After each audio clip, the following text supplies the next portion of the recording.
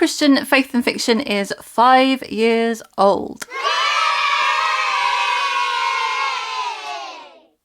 Hi, it's Lou from Christian Faith and Fiction.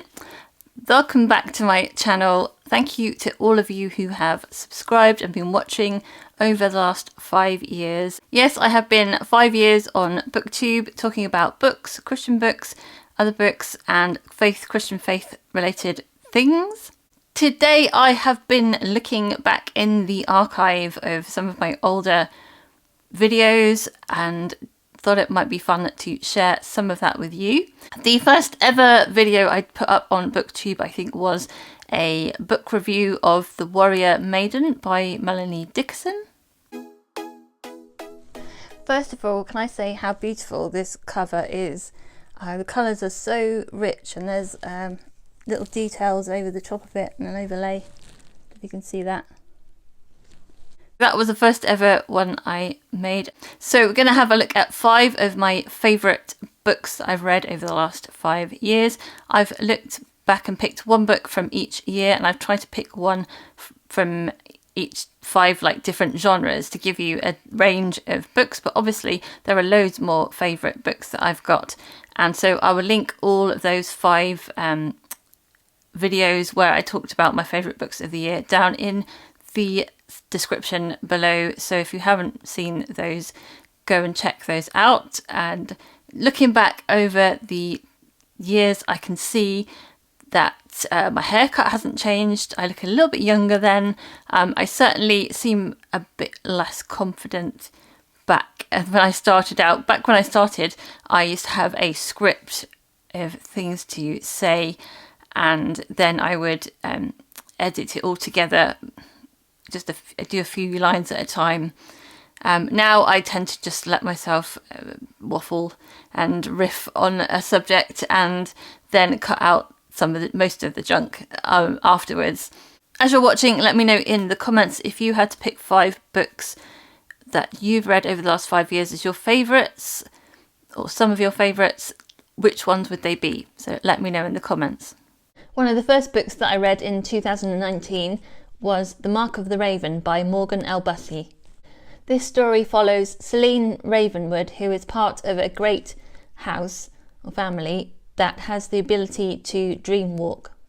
This means that she is able to go into other people's dreams and explore their deepest fears and desires. In this first book, we see her come into her gift and receive training on how to use it. This is the first book in the Ravenwood saga, which is a Christian fantasy series. There are Christian undertones in the religion and spirituality. Lady Celine is a follower of the Dark Lady, but she later encounters people who follow the light. I enjoyed learning about her supernatural gifting and the difficult choices that it forced her to make. The Fifth Avenue Story Society by Rachel Hawke is a contemporary romance / contemporary book. It follows 5 different characters who each get an invitation to a story society. They don't know who gave the invitation, they don't know why they're there, but as the time goes on, they each have a story to tell. 2 of the characters were already romantically linked together, and so it's kind of awkward for them, and then other romances are either talked about or develop throughout the book. Throughout the story, we get to see the characters as they reveal themselves to us and to the other characters in the story. They've all made difficult decisions in the past, and some of them need to be addressed right now. There is a romantic plot within this book, but it's not all about romance. It does have some Christian content, but not all the characters are Christians. Rachel Hawke is a very popular Christian fiction writer, but this is the first book that I have read by her, but I definitely would like to pick up some more in the future. This was my favourite, I think. Of all my favourites, I think this was my favourite, and that is A Portrait of Loyalty by Rosanna M. White, which is the 3rd book in the Codebreakers series. I gave the whole series 10 out of 10. And I think this was my favourite of the 3. This follows Lily, who is a photographer working for the Code Breakers department, doing making photography and faking photography and checking photos for fakes and things like that. And she meets a guy called Zhivon, I think that's how you say his name, and he is from Russia, and he has come over to escape from his enemies, and he works for the Codebreakers department, and there's like things going on from his past. There's stuff going on to do with the war, and there's elements of suspense that build throughout the book, as well as the romance that's going on. This was a really lovely book. It has some really poignant moments in it, and some dramatic moments in it, and some really lovely romantic things as well. So I think this one is my favourite out of all of my favourite books. Then I read the whole If I Run series by Terry Blackstock. So I finished the first book, If I Run, in June.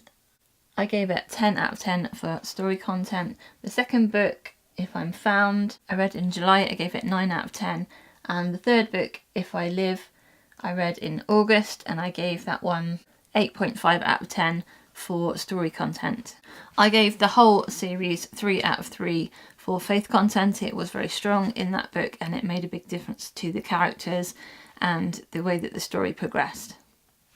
The first book starts with Casey, who has discovered her best friend's murder and has sort of left her fingerprints, DNA everywhere, and she doesn't have faith in the police, and so she goes on the run. She's sure that they're going to try to convict her of it, and sure enough they do suspect her and send detectives after her. But the family also employs a private investigator, Dylan, and he's a guy who's come out of the armed forces, and he's got PTSD, but he wants to get into the police, and so he takes on this case. He's also one of the best friends of the guy who died, and he is sort of chasing her down, and she's trying to avoid him, but he's not quite sure whether she did it or not, but he wants to find her. The whole of this story is her sort of on the run from the police, trying to find out at the same time who actually did the murder, whilst trying to avoid being captured. And it was really exhilarating. I've read it really quickly through each book. Each book has its own sort of mystery in it, as well as the main plot that runs throughout the series. There's a romance as well, and as I say, there's some good Christian content in that one. Then we have Counted with the Stars by Connie Lynn Cosette. This is a biblical fiction book, and it is, I could say, historical fiction set during biblical times. It is set during the time of the Exodus, and I love the way that it follows ordinary people through an extraordinary time in history. The story follows Kaya, who is an Egyptian who is sold to slavery by her father to pay off a debt. She ends up working with a Hebrew slave who tells her about the Lord and introduces Kaya to the slave's brother. The story takes us through the whole of the plagues in Egypt, as well as going out into the desert. It has a lot of drama, there's romance, there's friendship, and I really enjoyed that, as well as her journey into faith, which is a big part of the story. I gave it 9 out of 10 for story enjoyment rating and 3 out of 3 for Christian faith rating. It was sweet and nostalgic to look back over some of my older videos.